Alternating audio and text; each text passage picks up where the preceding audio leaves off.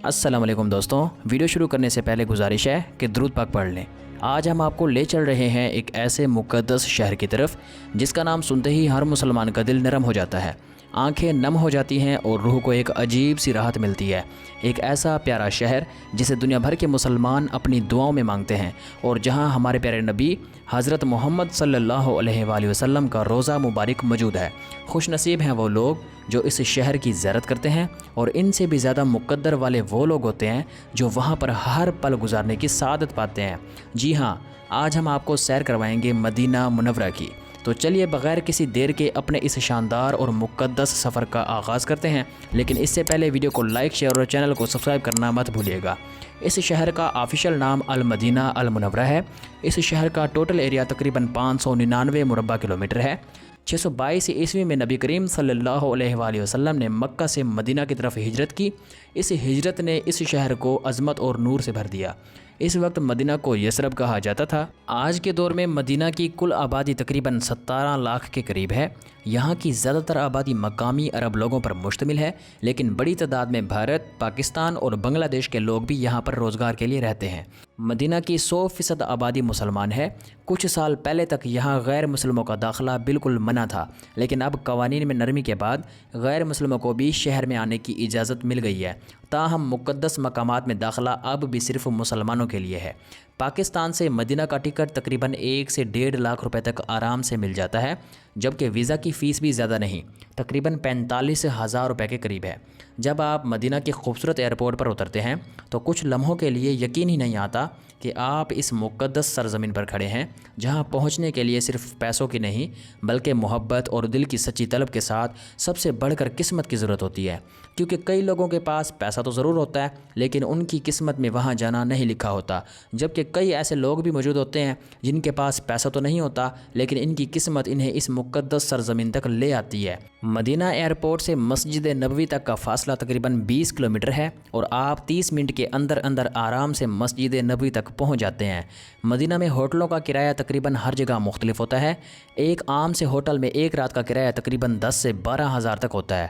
جب آپ مسجد نبوی میں داخل ہوتے ہیں اور پہلی بار سبز گنبد پر نظر پڑتی ہے تو بے اختیار آنکھوں سے آنسو بہنے لگتے ہیں، کیونکہ مسلمانوں کا نبی کریم صلی اللہ علیہ وآلہ وسلم سے رشتہ صرف عقیدت کا نہیں بلکہ گہری روحانی محبت کا ہے، اور یہی محبت ہر روز لاکھوں لوگوں کو اس جگہ پر لے آتی ہے۔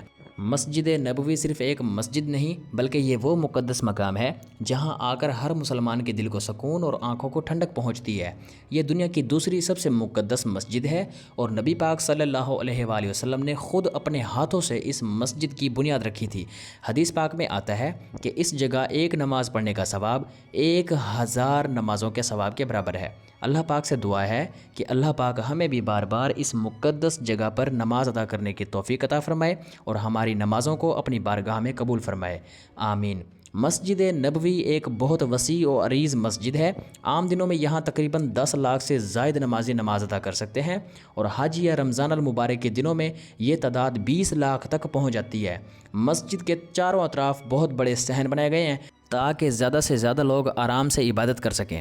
مدینہ شریف میں گرمی بہت زیادہ پڑتی ہے، اس لیے صحن میں جدید طرز کی خود بخود کھلنے اور بند ہونے والی چھتریاں لگائی گئی ہیں۔ اس کے علاوہ مسلسل پانی کا سپرے کرنے والے بڑے فین بھی نصب کیے گئے ہیں تاکہ گرمی میں نمازیوں کو ٹھنڈک اور سہولت مل سکے۔ مسجد کے اندر صفائی کا نظام دنیا میں سب سے بہترین مانا جاتا ہے۔ خوشبوئیں لگائی جاتی ہیں اور ہر وقت ہال کے اندر ٹھنڈک کا ایک خاص انتظام ہوتا ہے۔ مسجد کے اندر اور باہر سیکیورٹی بھی بہت سخت اور منظم ہے تاکہ ہر آنے والا زائر پورے سکون سے عبادت کر سکے۔ مسجد نبوی میں داخل ہونے کے لیے مرد حضرات اکثر باب الاسلام سے اندر آتے ہیں۔ جیسے ہی دروازے سے قدم اندر پڑتا ہے دل بھر آتا ہے اور آنکھیں نم ہو جاتی ہیں، کیونکہ انسان سمجھ جاتا ہے کہ وہ دنیا کے سب سے ادب والے مقام میں داخل ہو چکا ہے۔ یہ دروازہ مسجد نبوی کا سب سے قدیم دروازہ ہے اور اسے گیٹ نمبر 1 بھی کہا جاتا ہے۔ اندر جاتے ہی سب سے پہلے انسان اپنے دل کی ساری محبت سمیٹ کر نبی کریم صلی اللہ علیہ وآلہ وسلم کے روضہ مبارک کی طرف بڑھتا ہے۔ کروڑوں مسلمان یہاں آ کر درود و سلام پڑھتے ہیں۔ سب سے پہلے سرکار دو عالم صلی اللہ علیہ وآلہ وسلم کے روضے پر درود و سلام پیش کیا جاتا ہے۔ پھر تھوڑا آگے چلیں تو حضرت ابو بکر صدیق رضی اللہ تعالی عنہ کا روضہ مبارک ہے جس پر سلام کیا جاتا ہے، اور پھر آگے بڑھ کر حضرت عمر فاروق رضی اللہ تعالی عنہ کے روضے پر سلام پیش کیا جاتا ہے۔ اس لمحے انسان کی کیفیت بہت بدل جاتی ہے، دل میں سکون، زبان پر درود اور آنکھوں میں نرمی۔ پیارے دوستوں، روضہ رسول صلی اللہ علیہ وآلہ وسلم پر حاضری ایک ایسی سعادت ہے جس کی مثال دنیا بھر میں کہیں نہیں ملتی۔ یہ وہ جگہ ہے جہاں فرشتے بھی ادب سے اپنا سر جھکا لیتے ہیں، مگر اس مقدس مقام کے کچھ آداب ہیں اور کچھ ایسی حرکتیں بھی دیکھنے میں آتی ہیں جو نہیں کرنی چاہیے۔ یہاں بلند آواز سے بات کرنا، موبائل سے ویڈیو بنانا یا سیلفیاں لینا ہرگز مناسب نہیں ہوتا، کیونکہ یہ جگہ ادب اور احترام کا سب سے اعلیٰ مقام ہے۔ زائرین کو چاہیے کہ نہایت سکون، عاجزی اور ادب کے ساتھ سلام پیش کریں، کسی کو تکلیف نہ دیں اور دل ہی دل میں درود شریف پڑھتے ہوئے آہستہ آہستہ قدم بڑھائیں۔ یاد رکھیں، اس مقام پر اصل قبولیت لفظوں میں نہیں بلکہ دل کے احترام، آنکھوں کے ادب اور قدموں کی خاموشی میں چھپی ہوتی ہے۔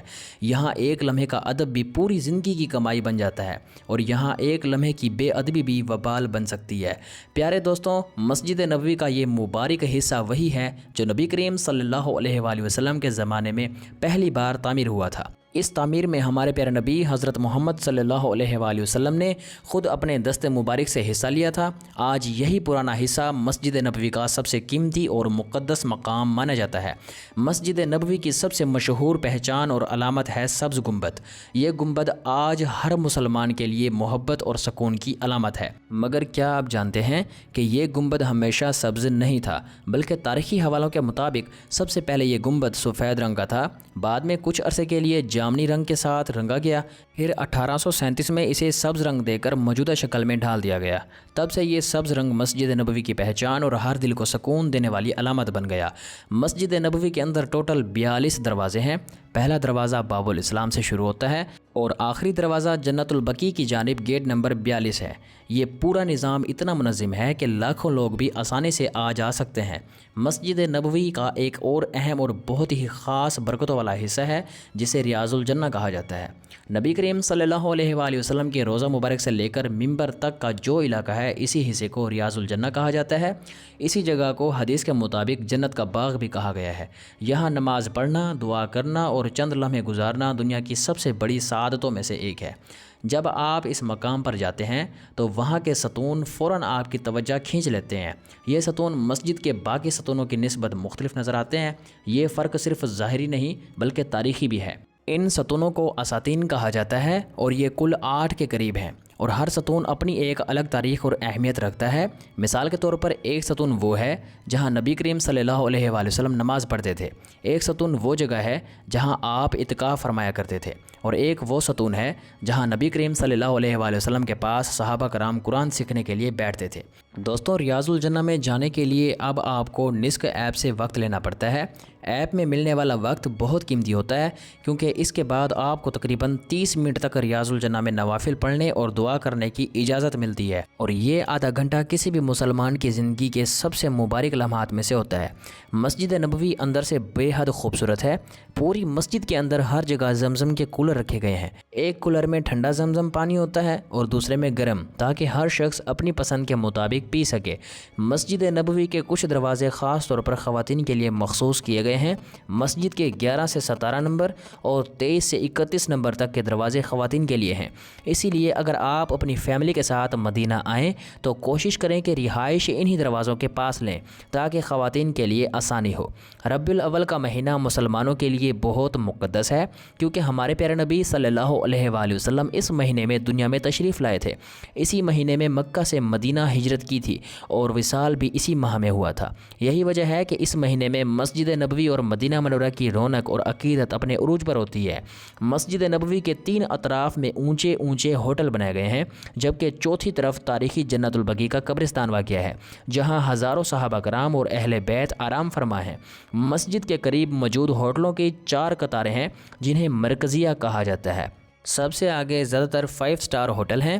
خاص طور پر گیٹ 326 سے لے کر گیٹ 340 تک کے سامنے والے ہوٹل سب سے مہنگے سمجھے جاتے ہیں کیونکہ یہاں شاپنگ کی بہت زیادہ دکانیں ہیں۔ اس کے علاوہ گولڈ کی سب سے زیادہ دکانیں بھی اسی طرف واقع ہیں اور لوگوں کی چہل پہل اور گہما گہمی بھی آپ کو یہیں نظر آئے گی۔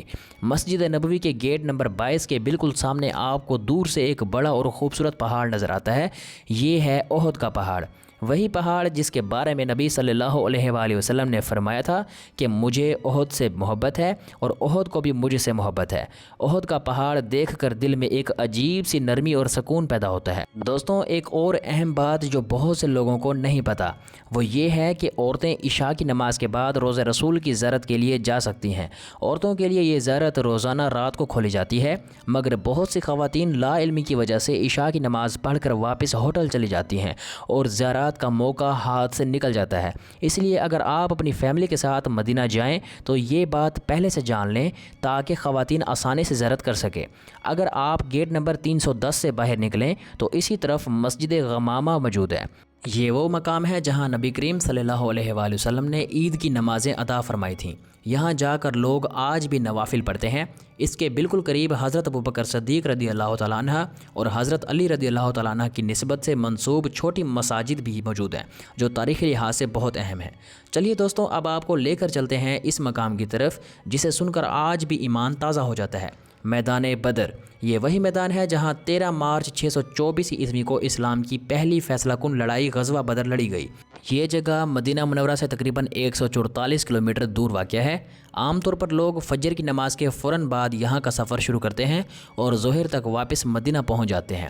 اس جنگ میں صرف 313 مسلمانوں نے 1000 سے زیادہ لشکر قریش کا مقابلہ کیا اور دنیا نے دیکھا کہ ایمان، اخلاص اور اللہ کی مدد کے سامنے تعداد کوئی معنی نہیں رکھتی۔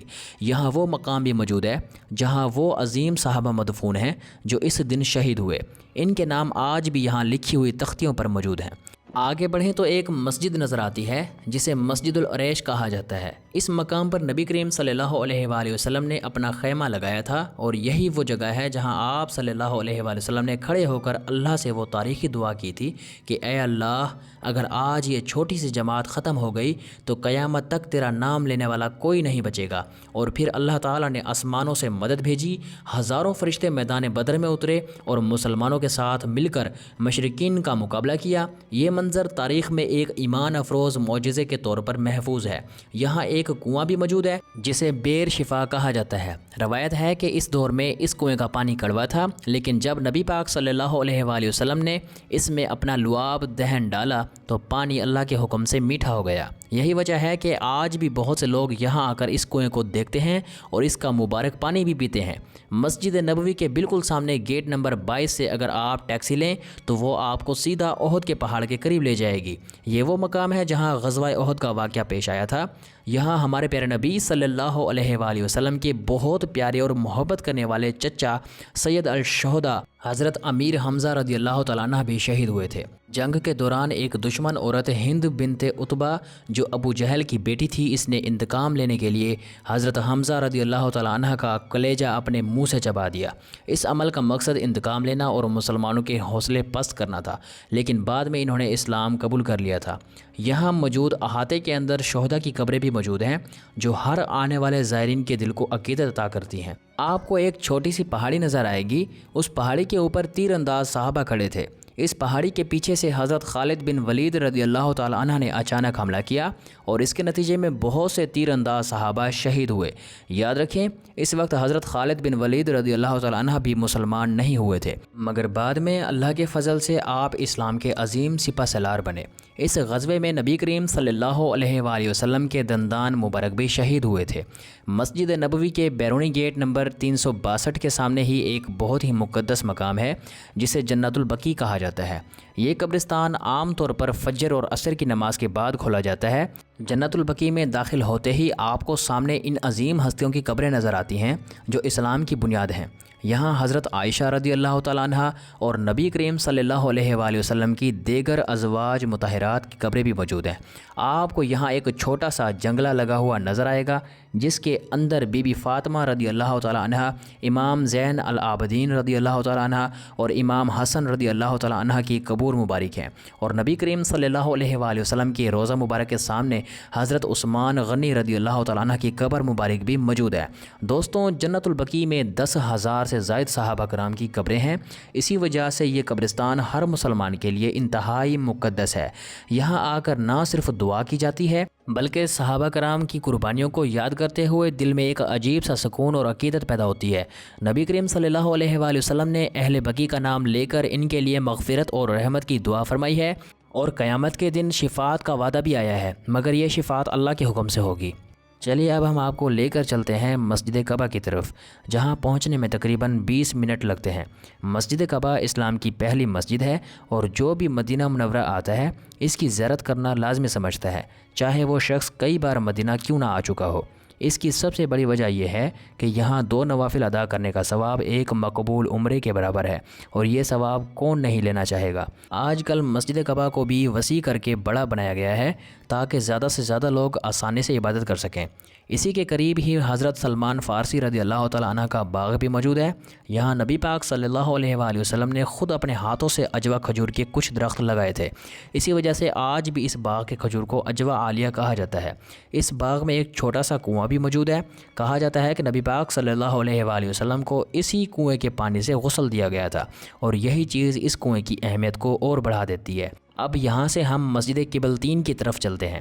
کیا آپ جانتے ہیں کہ سب سے پہلے مسلمان نماز بیت المقدس کی طرف رخ کر کے پڑھتے تھے؟ تقریباً 16 سے 17 مہینے تک نبی کریم صلی اللہ علیہ وآلہ وسلم نے مدینہ شریف میں اسی رخ کی طرف نماز ادا کی، لیکن بعد میں اللہ تعالیٰ کے حکم سے قبلہ تبدیل کر کے خانہ کعبہ کی طرف کر دیا گیا۔